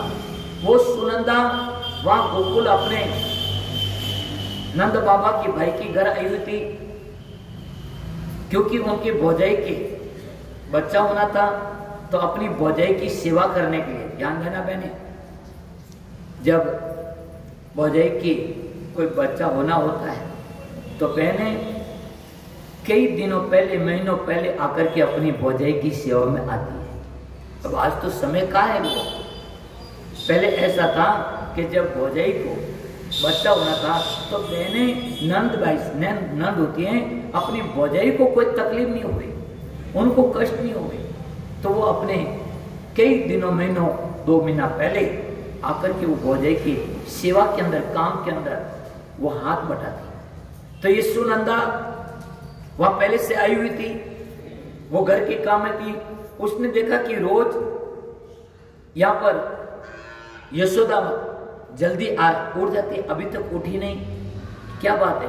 तो वहां सुनंदा यशोदा के कक्ष में गई, और कक्ष में जाकर के देखते हैं सुनंदा नंद बाबा की बहन कि यशोदा वहां पर सोई हुई है। यशोदा के पास में एक लल्ला सोया हुआ है और जीनी सी चदरिया है। यशोदा को पता नहीं, वहां सुनंदा ने जाकर के जो चदरिया खींची, जीनी सी चदर, और तो देखा कि अरे यशोदा के लल्ला हुआ है। तुरंत वहां पर सुनंदा इतनी आनंदित हो गई, इतनी प्रसन्नचित हुई, खुशी हुई, और तुरंत भागी भागी जो नंद बाबा गौशाला के अंदर जो गायों की सेवा में थे, और वहां जाकर के कहते, वो नंदू भैया बधाई हो, बधाई हो, बधाई हो, अरे यशोदा के लालो हुई, यशोदा के लालो हुई हो। जो वहां पर ये सुनंदा ने जाकर के बधाई दी कि यशोदा के नंद हुए। अरे नंद बाप तो इतने प्रसन्नचित हुए, इतने आनंदित हुए, जिनकी कोई सीमा नहीं। कोई तार ढीला है क्या? बाहर कोई गड़बड़ है क्या?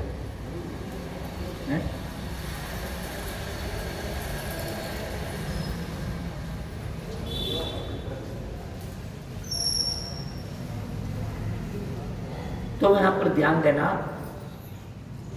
नंद बाबा ने जो ही सुना, सुनंदा ने जाकर कहा है, बाबा बधाई हो, यशोदा जायो ललना। अरे भगवान, हे बाबा, यशोदा ने लाला को जन्म दिया।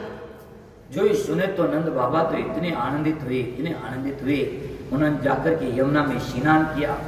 स्नान करके आकर के खूब सारे वहां पर उन्होंने नंद बाबा ने दान किया। तिलों के पहाड़ के पार ढेर करके उन्होंने दान दिए, 2 लाख गायों को दान दिया। उसमें से ध्यान देना बहने, एक ब्राह्मण था, उस ब्राह्मण को 10,000 गाय दान दी। जब 10,000 गाय दान दी तो वो सब ले लेकर के उन गायों को लेकर के अपने घर गया, और सब भले कितना ही गांव जोशी होगा, और तो 10,000 गाय एक साथ दान में मिल जाए तो उन गायों को कहां बांधे? तो उसने अपने घर के हर क्षेत्र में, रसोई में कहो, बेडरूम में कहो, चौक में कहो, आंगन में कहो, सब जगह गाय ही गाय बांधे। इतने में ब्राह्मणी जो सुबह सुबह यमुना स्नान करने को गई थी, जल लाने को वापस आई, तो उसने देखा, अरे इतनी गाय, अपने पति से कहा, अरे ब्राह्मण देव, इतनी गाय कहां से लाए? अरे तेरे को पता नहीं है, यशोदा के लालो भैयो, नंद बाबा ने बहुत सारा दान दिया है, और मुझे अकेले को 10,000 गाय दान दिए। तो कहा कि कोई कितना ही दान देते तो सब लेकर आ जाएंगे क्या? इतने में जब ब्राह्मण और ब्राह्मणी आपस में जब बात करे थे तो वहां पर ध्यान देना,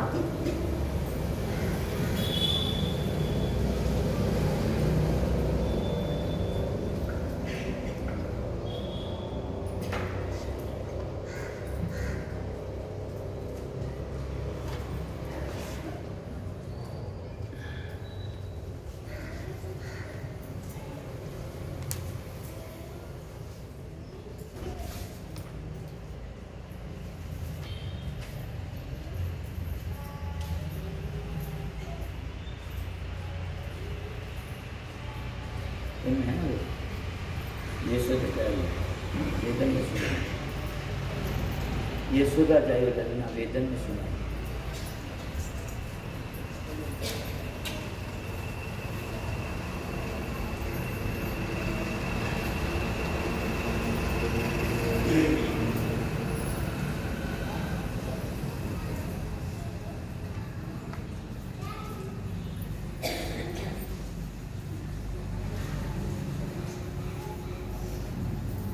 हाँ ये 171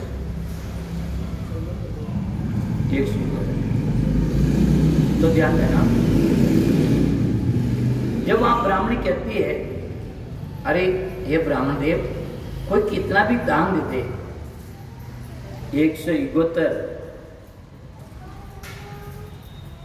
तो कोई कितना ही दान देते क्या वो सब लेकर आ जाएंगे आप? तो वहां पर ध्यान देना, इन ब्राह्मण और ब्राह्मणी को बात करते जो रात को दाइन की थी ना जन्म कराने को, उस दाइन ने सुन लिया, कहा कि अरे अब क्या बात करे। यशोदा ने गाना जाया कि हाँ यशोदा के नंद बाबा के लल्ला हुआ है, उन्होंने हमें दान दिया है, ये 10,000 गाय मेरे अकेले को दिए। वह दाइन कह के रात रात जन्म कराने तो मैं आई थी, यशोदा तो लाली हुई थी, लालू तो हुई हो नहीं, तो वह दायन थी ना, वह किन्हीं जाने क्यों नहीं कियो, क्योंकि सबकी इच्छा थी कि यशोदा रे लालो हुई परंतु हुई लाली। यदि वह किन्हीं जाने कहती तो उन बात कौन हाथ मानता, उन्हें कहती हे कालजी भी तू रे दे, यशोदा तो छोरो रही। इन वास्ते वह किन्हीं इन डरे कारण कहो नहीं, परंतु जब ब्राह्मण और ब्राह्मणी इस तरह बात करता सुबह देखिया कि यशोदा रे लालो भयो, तो क्योंकि रात रात जन्म कराने तो मैं आई। तो ध्यान दीजिए ब्राह्मण और ब्राह्मणी कौन है? ये सब ऋषि मुनि है। ये कौन है? ऋषि मुनि। इन वास्ते कहे कि हे दाए मां, अरे तू तो भले जन्म कराना ही रही, पर तू मत तो प्रत्यक्ष देखना आया बटे यशोदा रे लालो। तो देखिए यशोदा जायो ललना वेदन में सुन आई, यशोदा जायो ललना वेदन में सुन आई, यशोदा जायो ललना वेदन में सुन आई, यशोदा जायो ललना वेदन में सुन आई, अरे वेदन में सुन आई, पुराण में सुन आई, वेदन में सुन आई, पुराण में सुन आई, यशोदा जायो ललना वेदन में सुन आई, यशोदा जायो ललना वेदन में सुन आई। मथुरा में अन जन्म लियो, मथुरा में अन जन्म लियो, मथुरा में अन जन्म लियो, गोकुल में झूले पलना वेदन में सुन आई, गोकुल में झूले पलना वेदन में सुन आई, यशोदा जायो ललना वेदन में सुन आई, यशोदा जायो ललना वेदन में सुन आई, वेदन में सुन आई, पुराण में सुन आई, वेदन में सुन आई, पुराण में सुन आई, रे यशोदा जायो ललना वेदन में सुन आई, यशोदा जायो ललना वेदन में सुन आई। मेरे सुदे जब चले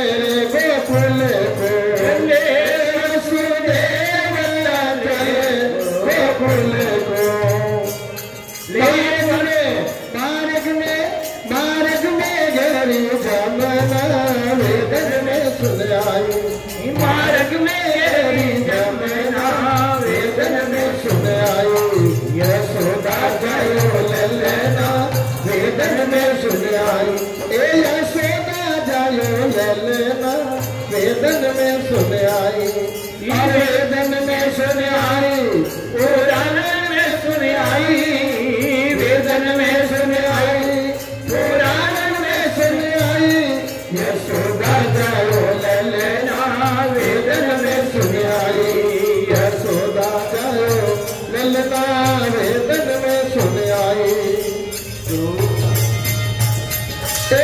छोकर चरण उतर गई यमुना, छोकर चरण उतर गई जमुना, छोकर चरण उतर गई यमुना, छोकर चरण उतर गई जमुना। चल रे गयो, चल रे गयो, चल रे गयो, थकना थकना वेदन में सुन आई, ए चल रे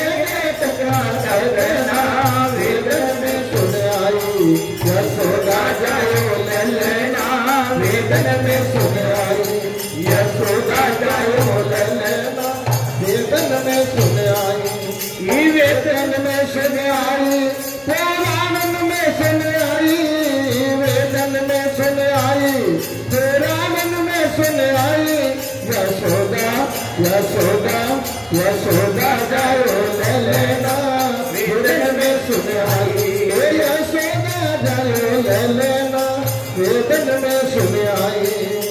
काई को या बन्यो हे पालनो, काहे को या को मेरे पालनो, काहे को या को मेरे पालनो, काहे को लागे पूजना वेदन में सुन आई, काहे को लागे पूजना वेदन में सुन आई, यशोदा जायो ललना वेदन में सुन आई, यशोदा जायो ललना वेदन में सुन आई, और वेदन में सुन आई, पुराण में सुन आई, और वेदन में सुन आई, पुराण में सुन आई, वेदन में सुन आई, यशोदा जायो ललना वेदन में सुन आई, यशोदा जायो ललना वेदन में सुन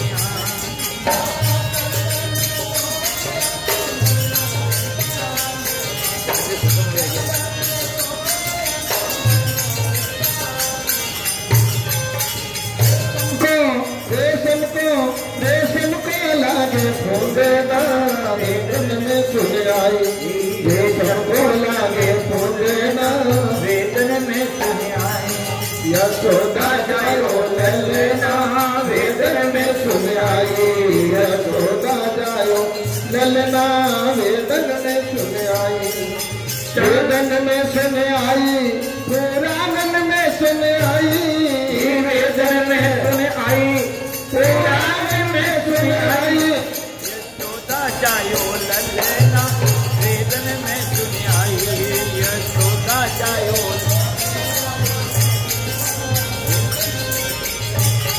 यशोदा जायो ललना वेदन में सुन आई। आनंद बाबा गोदान करत, नंद बाबा गोदान करत, भैया जी भैया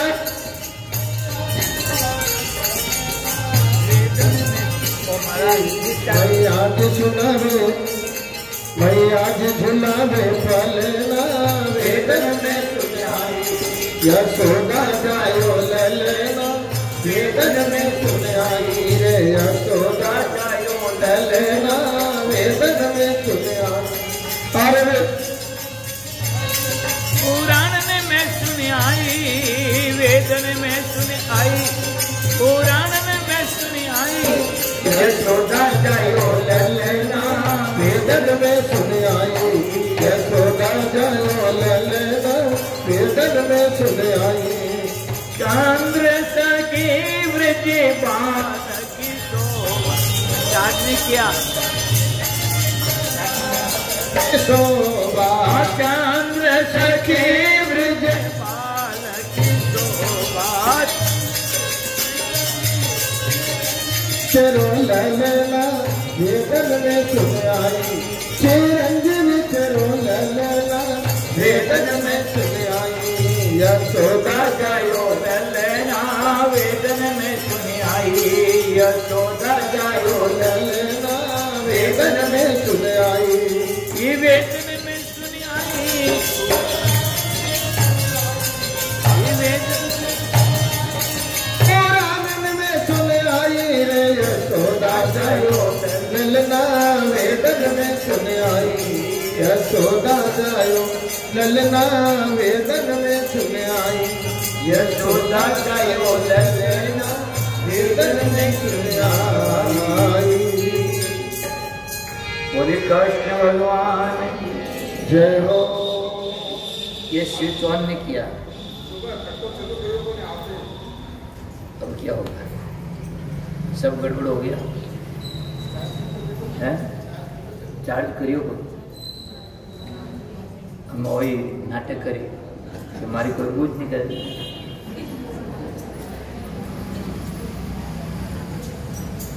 कहीं पर भी लाइट नहीं है क्या?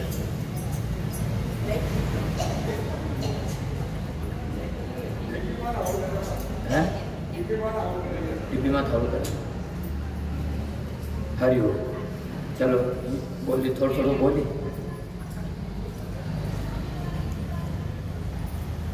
तो ध्यान देना। जब उस ब्राह्मण और ब्राह्मणी जो सब ये ऋषि मुनि थे उन्होंने कहा कि यशोदा ने लल्ला को जन्म दिया है, नंद बाबा ने हमें दान दिया है। तो ध्यान देना ये ब्राह्मण और ब्राह्मणी थे, ये सब ऋषि मुनि थे। अब यहाँ पर ध्यान देना, जो पूरे गोकुल में पता चला कि नंद बाबा के यशोदा के लल्ला हुआ है तो सब लोग, राजा के घर उत्सव है, भगवान कृष्ण के यहाँ पर उत्सव है। ध्यान देना, नंद गांव के अंदर तो क्या हो रहा है? उत्सव हो रहा है। और मथुरा में क्या हुआ? प्रातःकाल होते ही वहां पर कंस को जब पता चला कि यशोदा कहाँ देवकी की संतान हुई, तुरंत वो आया और देवकी के गोदी में से उस लाली को लेकर के यशोदा मना करती है कि हे बाबा आप इसको चालू करना होगी। अरे आने दो, लाइट आने दो, थोड़ा जमने दो, वो ठीक कर रहे हैं। तो ध्यान देना, मथुरा के अंदर यशोदा देवकी ने कहा कि भैया मेरी ये अंतिम संतान है, आप इनको नहीं मारे।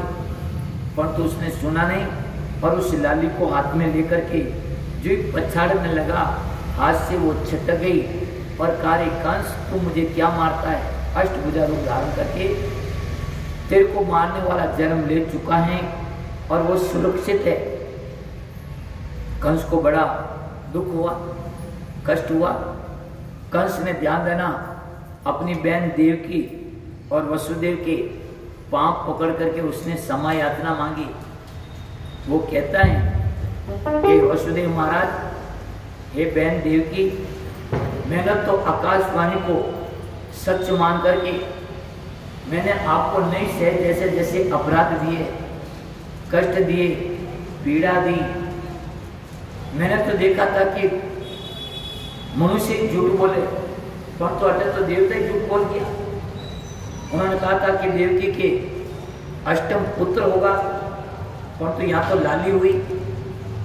हे वसुदेव महाराज, हे देवकी, मैंने तो देखा था कि केवल मनुष्य झूठ बोलते, परंतु ये देवता ही झूठ बोलने लगे, क्षमा कर। तो वहां पर वसुदेव जी महाराज ध्यान देना, वो कहते क्या है, कंस महाराज आप सब लोग अपने अपने कर्मों से जन्मते मरते हैं, आप इस तरह से क्यों विचार कर रहे हैं? वहां पर थोड़ी बहुत चर्चा करते हैं और कंस चला जाएगा। ध्यान देना, प्रातःकाल हुई, कंस ने अपने सारे मंत्रियों को बुलाया, मंत्रियों को बुला करके वहां पर सबसे सलाह मशुरा किया। तो वहां उसने सारी अपनी रात की जो घटना थी बताई कि ऐसी ऐसी बात। तो जैसा कंस वैसे उनके मंत्री सलाहकार, उन्होंने कहा अरे महाराज क्यों चिंता करे, अभी शत्रु ने जन्म ही तो लिया, कोई बड़ा थोड़ी हो गया। अपने विश्वास पात्र दैत्यों को आप उन नवजात बालकों को मारने के लिए नियुक्त कर दे। रही बात ब्रह्मा, वो तो बूढ़े आदमी हैं, उनसे तो कुछ होता नहीं। शंकर है, वो वनवासी है, वन में रहते हैं। इंद्र आदि देवता ये अल्पज्ञ हैं, इनके अंदर इतनी शक्ति नहीं कि वो अपना सामना कर सके। शंकर तो वनवास में पहाड़ी गुफा में है, और विष्णु उन्हें तो नींद हुई फुर्सत को नहीं। विष्णु है वो तो उनको नींद से फुर्सत नहीं। और ब्रह्मा जो बूढ़ा है उनका तो सामर्थ्य नहीं। इस तरह से वे जैसा कंस है वैसे उनके सलाहकार, कहा कि आप फिर भी शत्रु को कमजोर नहीं समझे, अपने विश्वास पात्र दैत्यों को लगाइए और नवजात जितने बार है उनको वध कर, इतने में ध्यान देना बहने। कंस मथुरा के अंदर तो सब वहां पर चिंता करे, और गोकुल में क्या हो रहा है, गोकुल में बहुत बड़ा उत्सव हुआ। वहां पर भगवान का जन्म हुआ अष्टमी को रात्रि में, और उत्सव नवमी को भी हुआ, दशमी को भी हुआ, एकादशी को भी हुआ। 3-4 दिन से वहां उत्सव चला। उत का अर्थ होता है ईश्वर, उत्सव, उत्सव, उत मतलब ईश्वर, और सव माने प्राकट्य। देखो उत्सव किसका होता है, बात को समझना। उत्सव किस, कल अपने जो पूरा भगवान के प्राकट्य का पूरा अपने सनातन धर्म है, सब ने भगवान के प्राकट्य का क्या मनाया, उत्सव मनाया। भगवान का जन्म का प्राकट्य का उत्सव मनाया। तो ध्यान देना, उत का मतलब होता है ईश्वर, और सव का मतलब होता है प्राकट्य। भगवान का जन्म नहीं होता है, उनका प्राकट्य होता है। कल कृष्ण भगवान के प्राकट्य को हमने सबने देखा, सब वहां पर। तो यहाँ पर ध्यान देना, जब गोकुल के सारे गोपियों को, गोपों को पता चला कि नंद के लला, तो उनके पास में जो था, ध्यान देना कहीं उधार नहीं लाए, जिनके घर में जो था, दूध था, दही था, माखन था, जो भी जबला टोपी जो भी था, सब वहां पर नंद बाबा के यहाँ पर अपने हाथों में उपहार लेकर के सब जाते हैं। ध्यान देना बहन, सब वहां पर नंद बाबा के। देखो ध्यान देना, 2 ऐसी जगह हैं जहां बिना कुछ लिए नहीं जाना चाहिए। एक 3 जगह है, 3 जगह बिना कुछ लिए कभी नहीं जाना। एक तो भगवान के मंदिर जाओ ना, तो वहां पर कभी हाथ हिलाते हुए नहीं जाए, कुछ न कुछ अपने हाथ में पत्रम पुष्पम फलन तोयम लेकर के अपन जाए। ध्यान दे, भगवान के मंदिर जाए तो वहां कभी हाथ हिलाते हुए नहीं जाए, कुछ न कुछ हाथ में भगवान के मंदिर में लेकर जा रहे। दूसरी बात, संतों के पास में जावे, गुरु महाराज के पास जावे, तो वहां पर भी खाली हाथ में जावे, कुछ न कुछ भेंट लेकर के जावे, अर्पण लेकर के जावे। बहने भाइयों लोग ध्यान दे, भगवान के मंदिर, संतों के पास में, गुरुजनों के पास में, और तीसरा है राजा के पास में। तीसरा राजा, इनके पास में कभी खाली हाथ नहीं जाते, कुछ न कुछ वहां पर भेंट आदि लेकर के जाते। कोई राजा को कोई कमी नहीं, परंतु खाली हाथ जाने में थोड़ा संकोच होता है। तो वहां पर सभी गोकुल के, नंद बाबा गोकुल के राजा हैं, तो सब वहां पर गोपियां, गोप अपने हाथों में उपहार लेकर के जाते हैं। ध्यान देना बहने, बड़ा सुंदर प्रसंग है। गोपबाल जो भी लेकर आते हैं, नंद बाबा सभी से उनका उपहार को सहर्ष स्वीकार करते हैं। देखो नंद बाबा राजा है, उसने ये नहीं कहा कि मैं नहीं लूंगा, नहीं, जो लेकर आए हैं सबका सत्कार आदर उनका स्वीकार किया। जो कुछ भी लेकर आए सबका उनका सम्मान किया। आजकल क्या हो गया, एक तरह की ऐसी लोग एक थिंकिंग बना दी, घना पे वाला है तो कोई कौन थोड़ा घर रहे हो। अब कोई विचार कुछ लेकर आते तुम्हारे घर में कोई काम है तो नहीं नहीं सब तो कपड़ा नहीं लो की नहीं लो तो तेरा और है क्यों भाई को तो मुंडो दिखुना होगा।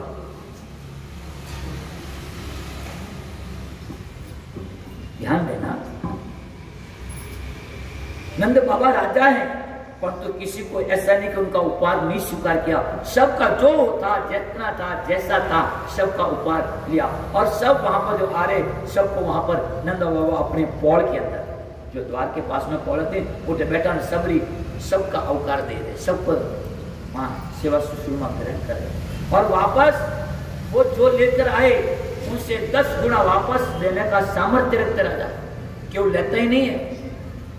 आज उनके घर लल्ला का जन्म हुआ तो उन्होंने 10 गुना वहां वापस निछावर भी किया, दान भी किया। इनके बाद में ध्यान देना, ये सब गोप तो कहां बैठे रहे, पौड़ के अंदर नंद बाबा के पास में, और गोपिया आई, गोपिया कहां गई, सीधी पास में गई यशोदा के पास में, और लल्ला कहां है, नंद बाबा कहने कि यशोदा कहने, यशोदा कहने, और वहां पर यशोदा तो एक जगह सोई है। और रोहिणी माता जो हैं जितनी भी गोपियां आई सभी गोपियों के वहां जो भी उनकी जो भेंट थी उस सब भेंट को स्वीकार करती है और उनको वापस कई गुना मिला करके वापस उनको देती है। पर ध्यान देना बहने, ये गोपियां बड़ी भाग्यशाली है, इनके भाग्य को कौन सराहे। जिन गोपी की जहां नजर पड़ी कृष्ण के, किसी के केस के ऊपर पड़ी घुंघराली केस, किसी के होठ पर पड़ी, किसी के हाथ पर पड़ी, किसी के उदर पर पड़ी, किसी के भगवान के चरणों पर पड़ी, यशोदा के, वहीं पर उनका चित्त स्थिरता को प्राप्त हो गया। अरे कई ये गोपियां तो इतनी भाग्यशाली कि वहां चित्त तो स्थिरता को प्राप्त वही हुआ परंतु तो उनका स्पर्श तक किया भगवान के अंग का, चरणों का स्पर्श तक किया। किसी ने हाथ चुमा, किसी ने पांव चुमा, किसी ने मुख चुमा, किसी ने मस्तक चुमा। और मैं तो मिन्नत हाँ भाई है, मैं तो मुच्छो वाला हो बैठा रिया पौड़ में एक गोपिया सब भगवान का दर्शन करना है, क्या करे सब दर्शन। तो अब भाग्यशाली कौन है, ये मुच्छो वाला, ये सब गोपिया। पिया जो मिलवा चालो ये सजलेनी श्रृंगारो, पिया जो मिलवा चालो ये सजलेनी श्रृंगारो, तो कर लेनी श्रृंगारो, सजलेनी श्रृंगारो तू कर लेनी, पिया जो मिलवा चालो ये सजलेनी श्रृंगारो, पिया जो मिलवा चालो ये सजलेनी श्रृंगारो। गुरु सबदरो सबने लगाओ कचरा ने परो निहारो, गुरु सबदरो सबने लगा कचरा ने परो निहारो। हे राम नाम कोटि को ले लो सत्संग मोसारो, हे राम नाम कोटि को ले लो सत्संग। पिया जो मिलवा चालो ये सजलेनी सावरिया मिलवा चालो, ये लगन लोंगड़ी ओढ़ सुहागन प्रेमरी पटड़ी पाड़ो, ये लगन लोंगड़ी ओढ़ सुहागन प्रेमरी पटड़ी पाड़ो। गुरु गम गोटो लगाए ने ज्ञान गोंग तो काटो, ये गुरु गम गोटो लगाए ने ज्ञान गोंग तो काटो। पिया जो मिलवा चालो ये सजलेनी श्रृंगारो, सावरिया ये सजलेनी श्रृंगारो, तो कर लेनी श्रृंगारो, तू कर लेनी श्रृंगारो, सावरिया मिलवा चालो ये सजलेनी श्रृंगारो, पिया जो मिलवा चालो।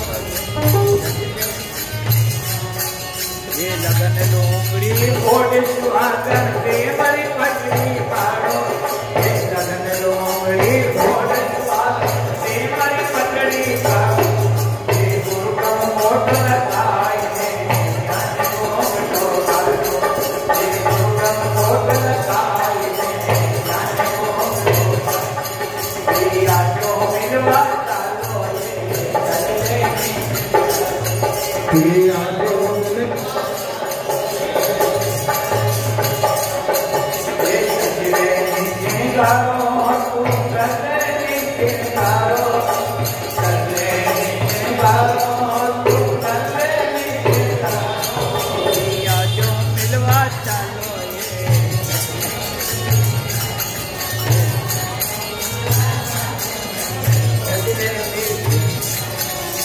दया धर्म रो प्यारे गागरो नेम को नाड़ो डालो दया धर्म रो प्यारे गागरो नेम को नाड़ो डालो ये करनेरी काट जो खत कर दी जो लोग है नासारो ये करनेरी काट जो खत कर दी लोग है नासारो पिया जो मिलवा चालो ये सजने में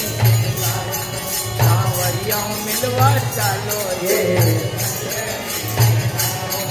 ये सजने ने शृंगारो तुम कर लेनी शृंगारो ये सजने ने शृंगारो तुम कर लेनी पिया जो मिलवा चालो ये मिलवा और पिया मरदा ये नहीं आवे अजर अमर पियो मार ये और पिया मरदा ये नहीं आवे अजर अमर पियो मार ये वो पिया सुलगन रही मोरी एक पलक नहीं आवे ये वो पिया सुलगन रही मोरी एक पलक पिया जो मिलवा चालो ये सजने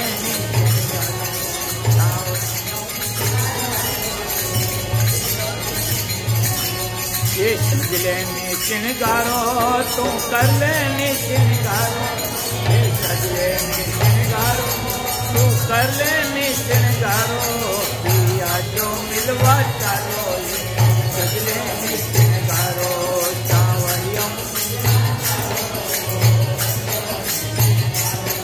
ये गुलाब नाथ मिलिया पूरा दिया शब्द सकतारो गुलाब नाथ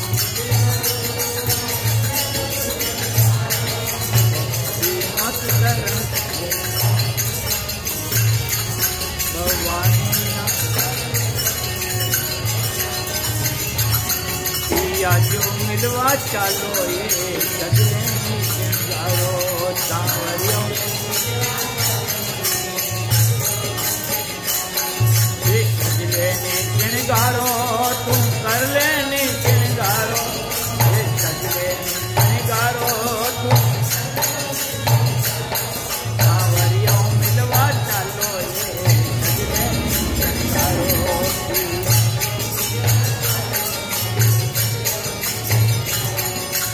मिलवा चालो ये सजने शृंगारो बोले कृष्ण भगवान कहे हैं सही पूछो तो भाई बैटरी पूरी रेडी डिस्चार्ज माइक्री रेडी है अपन बंदारी भी डिस्चार्ज रेडी पूरी एक केवल काली काली मेरी मुझको करनी जाती भाई थारो पावर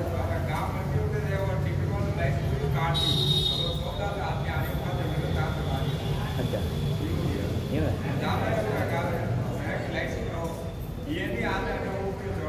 ये गाप पड़ गई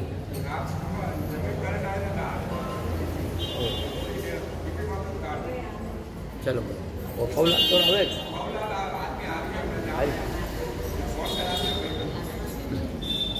रात को नहीं तो हम कौन मारे